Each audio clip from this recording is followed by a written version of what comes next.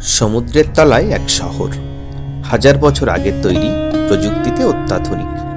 পুরাণ বলে এটি ছিল স্বয়ং শ্রীকৃষ্ণের রাজ্য দ্বারকা। কিন্তু আজ সে শহরের উপর চেপে আছে স্তব্ধতা। গবেষণা শুরু হয়েছিল, কিন্তু হঠাৎ থেমে যায়। প্রশ্ন হলো কেন? কি এমন আছে এই শহরে? ইতিহাসবিদ, বিজ্ঞানী সবাই চুপ করে গেছে। মহাভারত ও বিষ্ণু পুরাণে বর্ণনা আছে, শ্রীকৃষ্ণ কুরুক্ষেত্রের যুদ্ধের পর দ্বারকায় ফিরে এসে গড়ে তুলেছিলেন এক স্বর্গসদৃশ্য শহর। এটি ছিল 9 লক্ষ প্রাসাদে ভরা সোনা, রূপা ও পান্নায় মোড়া রাজ্য। পুরাণ বলে শ্রীকৃষ্ণের মৃত্যুর পর সমুদ্র উঠে এসে শহরটিকে গিলে ফেলে। অনেকে একে মনে করেন মিথ। কিন্তু 1988 সালে গুজরাট উপকূলে যখন সমুদ্রতল থেকে প্রাচীন ইটের দেয়াল, সড়ক ও মূর্তি বেরিয়ে এলো, তখন প্রশ্ন উঠল, পুরাণ কি শুধুই গল্প, নাকি ইতিহাস লুকিয়ে রেখেছে সত্যকে? এস.আর. রাও ভারতের শীর্ষ প্রত্নতত্ত্ববিদ ছিলেন এই রহস্যের পিছনে। তিনি ও এনআইওটির একটি গবেষণা দল 1988 সাল থেকে 2001 সালের মধ্যে আবিষ্কার করেন এই রহস্য। ইটের রাস্তাঘাট, ঘরের মতন কাঠামো, দেউড়ি, এমনকি পুরনো নোঙরের খুঁটি এখানে দেখতে পাওয়া যায়। কার্বন ডেটিং বলছে এটি অন্তত 9000 বছরের পুরানো।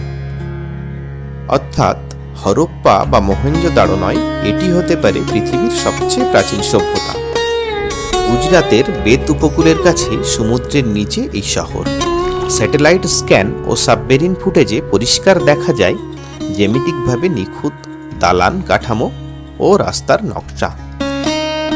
এটি এমন একটি জায়গা যেখানে ভূমিকম্প বা প্লেট মুভমেন্ট প্রায় নেই। তাহলে কিভাবে এত বড় শহর ডুবে গেল? পুরাণ বলছে শ্রীকৃষ্ণের মৃত্যুর পর প্রকৃতি নিজেই শহরটিকে গ্রাস করে নেয়। এটা কি প্রকৃতি, নাকি ইচ্ছাকৃত ধ্বংস? কেউ কি এই শহর মুছে ফেলতে চেয়েছিল? 2001 সালের পর হঠাৎই গবেষণা থেমে যায়। কোনো আন্তর্জাতিক রিপোর্ট প্রকাশ হয় না। এনআইওটির রিপোর্টও সীমিত রাখা হয়। মিডিয়াও চুপ করে যায়।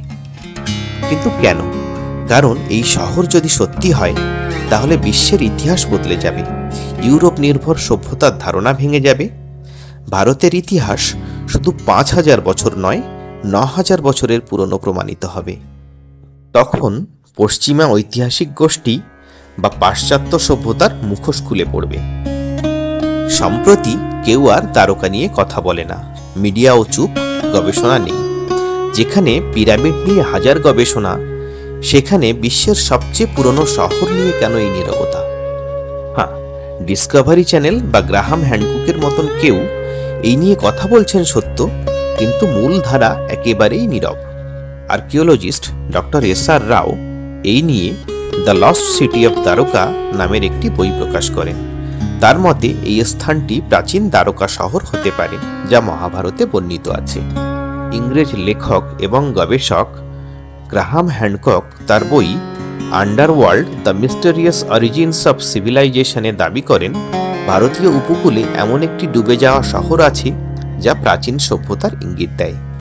ডিসকভারি চ্যানেলে Dwarka Atlantis of the east নামক একটি প্রতিবেদনে ভূগর্ভস্থ পরিকাঠামো এবং প্রত্নতাত্ত্বিক বিশ্লেষণ দেখানো হয়েছে। কি এমন সত্য আছে এই শহরে যা সবাই চাপা দিতে চায়? কেন সবাই ভয় পায় ইতিহাস জানাতে? শুধুই কি শ্রীকৃষ্ণের অস্তিত্ব, নাকি এই শহর প্রমাণ দিতে পারে আরো অনেক অজানা সত্যের? সভ্যতা বারবার ধ্বংস হয়েছে, আবার গড়ে উঠেছে। ইতিহাস বই শুধু এক অসম্পূর্ণ অধ্যায়। এর আসল কারণ কি? কেন এ ব্যাপারে আর কেউ কথা বলে না? যদি আপনিও আমাদের মতন জানতে চান এই সত্যকে, কমেন্ট করে জানান। আর আমাদের চ্যানেলটি সাবস্ক্রাইব করে আমাদের পাশে থাকুন।